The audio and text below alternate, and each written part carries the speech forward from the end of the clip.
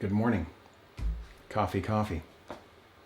It's early in the morning, and just getting my day started. I thought I would make this next presentation. Today is January the 15th, and so I'm going to give you a little bit of a update on my progress. So where are we at today, January the 15th? How are things going? So again, my goal is to lose 30 pounds in 60 days. Really tried to start on January the 1st, but had a giant meal on January the 1st. We have a tradition around New Year's Eve and January the 1st. We make these big meals, and so I participated in that, and I made my version of the big meal this year. And January the 1st, I had some good food. But anyway, we what I've been doing is losing as much weight as I can, and I've been tracking it very rigorously, and I've got a goal of trying to lose 30 pounds in 60 days. So where am I at today? Well, today I weighed in at 180.8. So what that means is that I've lost 13.2 pounds in 14 days, and that I've got 16.8 pounds to go in 46 days. So that's encouraging information. It's encouraging data. These are good lagging metrics. Do I think I can achieve my goal? Do I think I can lose 30 pounds in 60 days? Well, the data says that I can. The data says that even if I slow right down, I've only got 16.8 pounds to lose in 47 days. So that feels a lot like I just need to lose a pound every 3 days now. I could literally go to a normal diet and lose a pound every 3 days, and then I would achieve my goal, right? So the hard part is maybe behind me, maybe it's ahead of me, I don't know. We're gonna see, we're gonna find out. But what I know is that my level of confidence, my emotions, my grit is high. And my emotions are positive because I know, given this data, that I'm almost at the halfway point, right? There's not much distance between these two.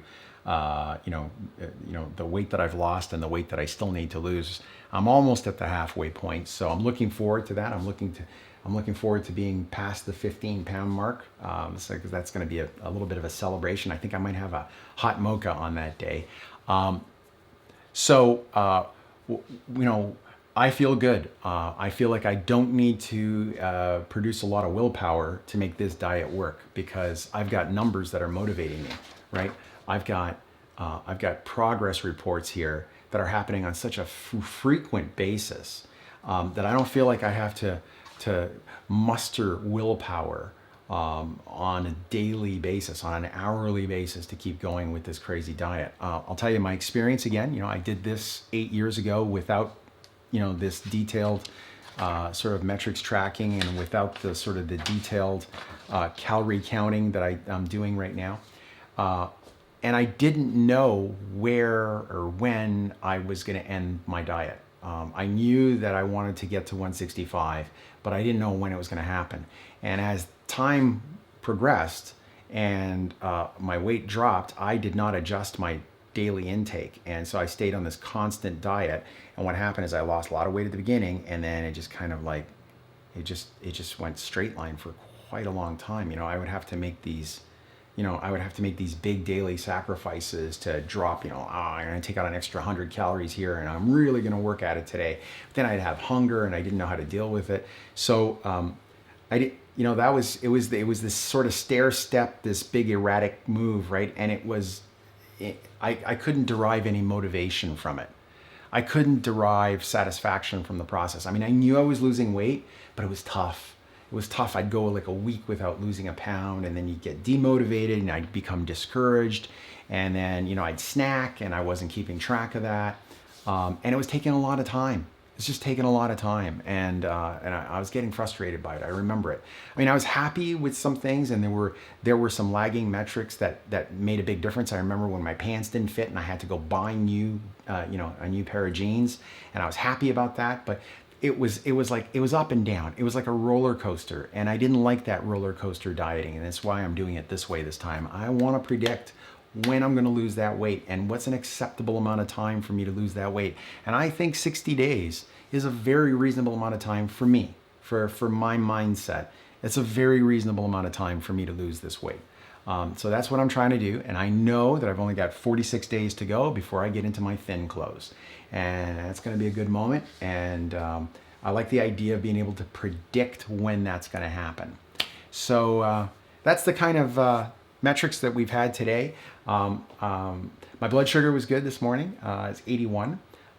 Been tracking it in the mornings. I'm sporadic at night because I don't think it really matters what my blood sugar is at night. I know that I'm going to bed with 100. Somewhere between 98 and 110. Depends, I guess. It depends on what I ate or how my body's reacting to it.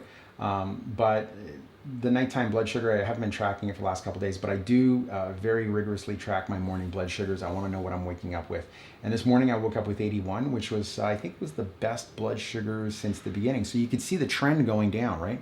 At the beginning of this, I was staying close to the, in the 90s, but now I'm typically in the 80s when I'm waking up in the morning. And part of the reason why I was tracking my blood sugar is I wanted to see where blood sugar was going to go on this diet, because I am really dropping the carb count, right? The carb count is it's in the 40s at this point, 40 grams a day. And so I want to know, what happens to your blood sugar? Does it go down to 50? Does it go down? What happens to it, right? And looks like your body just maintains blood sugar levels. I guess it just goes and converts fat molecules to glucose, I guess. I'm not really sure what the process is. I'm sure some of you know what that process is. I'm not very familiar with it. I know it peripherally, but I guess your body just continues to have stores of blood sugar. It finds it from somewhere. But also there's this whole new theory about ketones and how your body's working on ketones, and that you can absolutely deprive yourself of carbs and your body's going to work a lot better on ketones. We'll find out. We'll see, right? Because I'm eventually going to get to the point where I'm down to 20 grams of carbs a day. It's going to happen at some point. So we'll see what happens. So I'm easing into this process very nicely. What did I feel yesterday? Again, no snacking, no desire to snack. The kids were running around trying to grab snacks in the pantry. And so I was assisting them yesterday in grabbing their snacks behind their mother's back. To their mother's horror, they were grabbing many snacks yesterday. So I assisted them, especially with a top shelf snack of certain types of cookies that they like. And so we snuck a few of those in during the day. And I had no desire to have any. My brain was saying, nah, you don't want that, right? You don't want that. 14 days. I'm only 14 days into this, and my brain is already going, nah, you don't want those snacks. Why is my brain doing that? Because my brain is seeing the data, right? My brain is looking at this data, and it's starting to incorporate that into its wiring, that dieting good, right? Snacks bad. That's what it's doing. And some of this is conscious. Some of this is sort of conscious willing, right? I'm willing my brain to do that. But what I do know about your brain, or about my brain anyway, I don't know about your brain, but my brain, I know that I can lie to my brain and it will believe it. That's the thing, right? My brain does not know the difference between sort of reality and fantasy in many ways, and I think that that's universally true.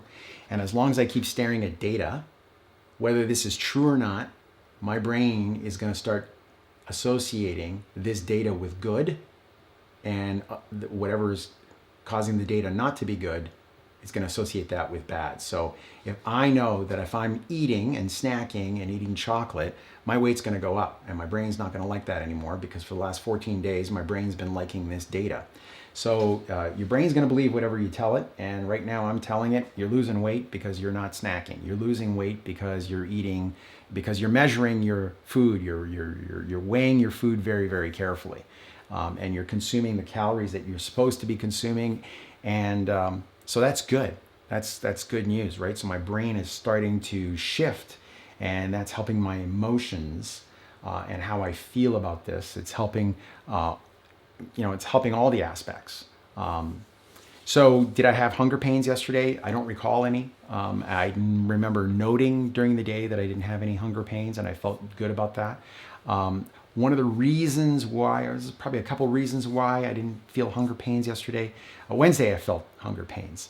And so what I did on Wednesday was I did a little process called mindful meditation. I've been doing mindful meditation practice for years now.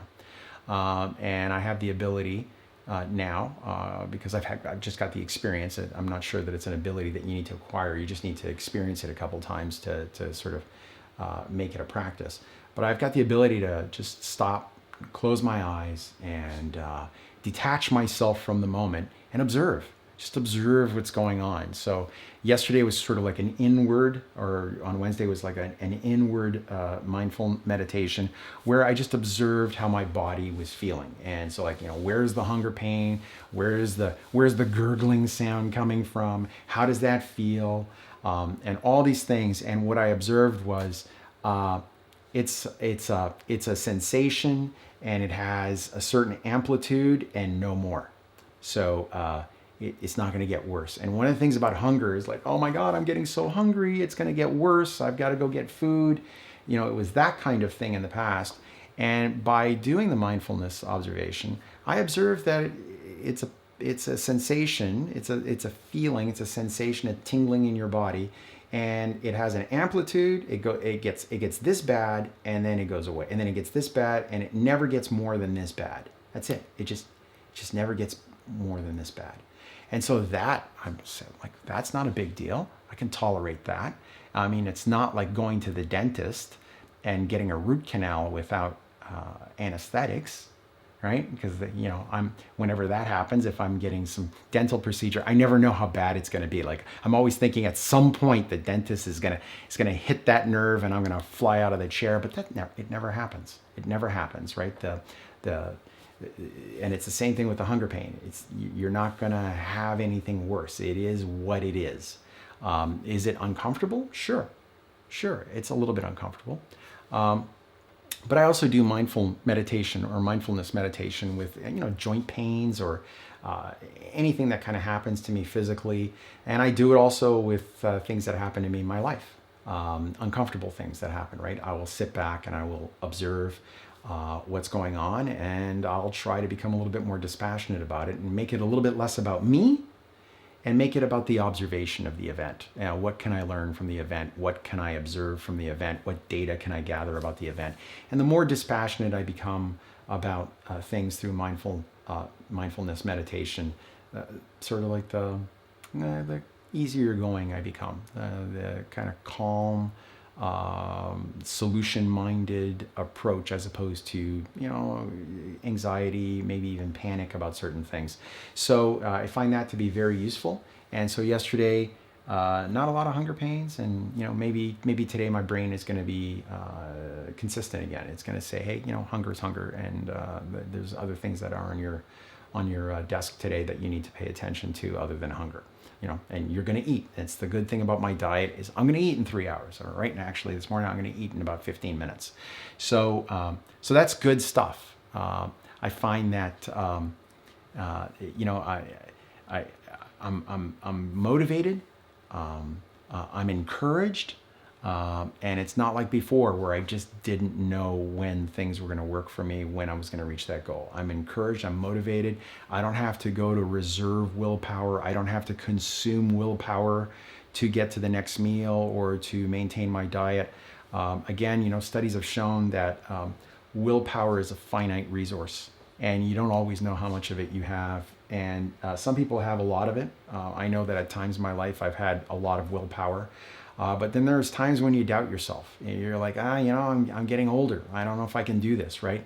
Well, that's a mistake to think that way, and that's where you're relying entirely on willpower. And I'm finding that I get caught up in that little loop where I'm thinking about willpower instead of thinking about what the solution is. Instead of thinking about, hey, let me start tracking some metrics and let's just start making some progress, and let's put up with it for 2 days and see where we get, right? So instead of doing that, if I'm relying entirely on willpower to get something done without any supporting documentation or supporting tools, I run out of willpower. I just do. I run out of willpower. I mean, it's got to be something that I really want to do to rely entirely on willpower. And do I have the same amount of willpower that I had before? I don't think that I have any less. Right? It's an emotional resource that I can draw upon. And I think that what I'm doing is I'm reinforcing my emotions this way. So maybe my willpower is higher. Who knows? Another thing I want to talk about is the amount of weight loss that I had in the last 24-hour period. So yesterday, I think I weighed in at 181.1, right? So it's a 0.3 pounds lost. Certainly on track for 30 pounds in 60 days. So that's very good. 0.3 pounds is 1 pound every 3 days. I'm certainly at that stage where I could do 1 pound every 3 days.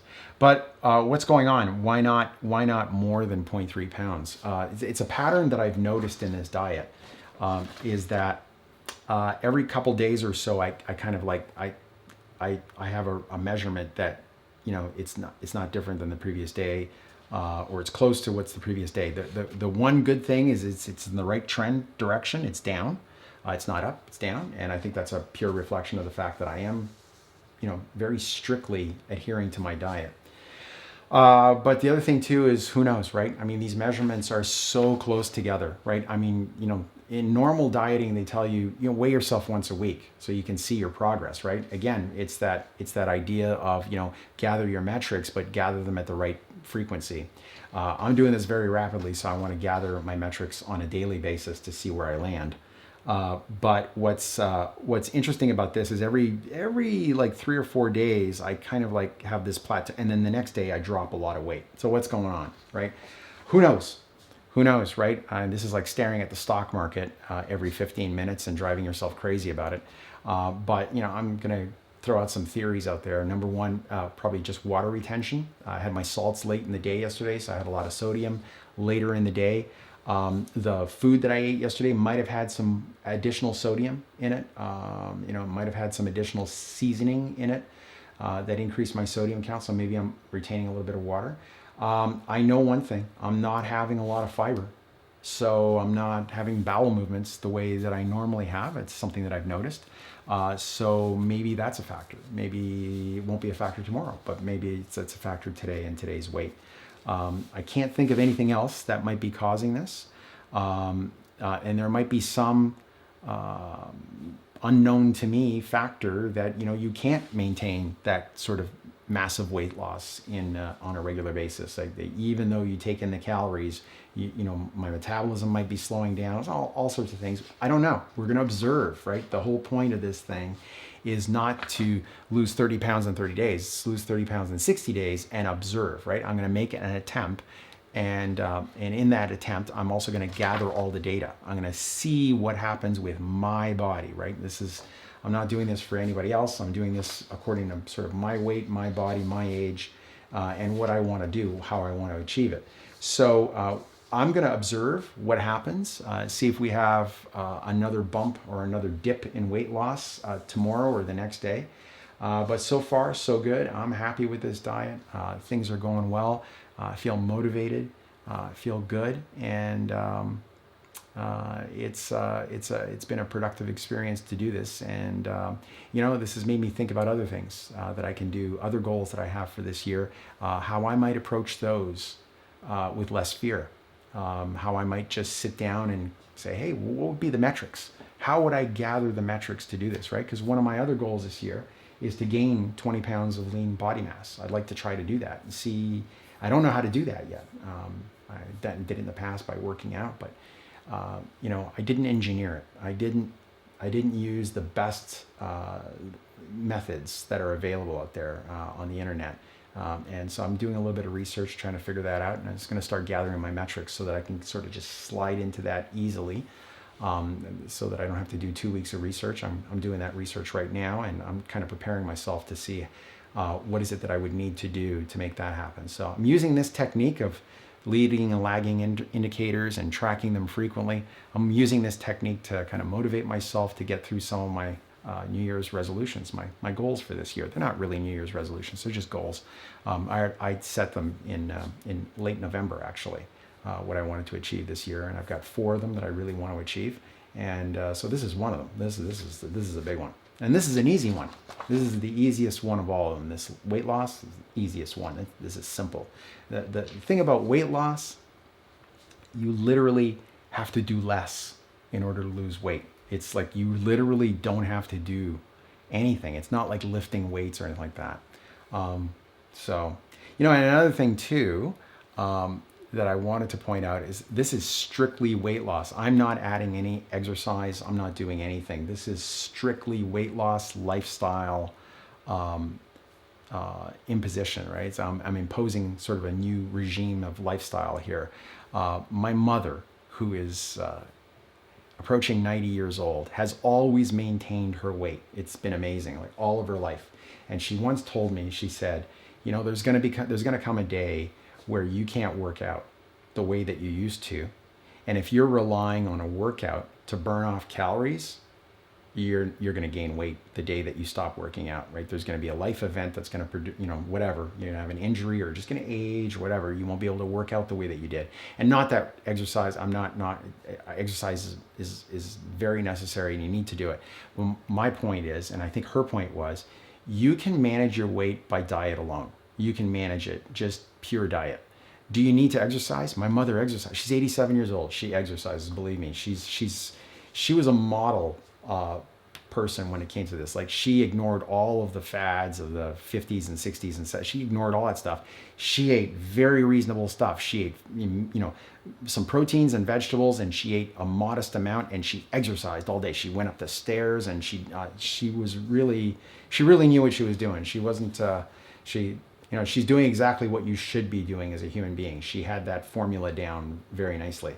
So anyway, what I am doing right now is I'm just pure dieting, right? No supplementing with exercises to burn off even more calories. I'm not trying to do that. I'm trying to see, can I just diet my way to 30 pounds lost in 60 days? So that's the whole point.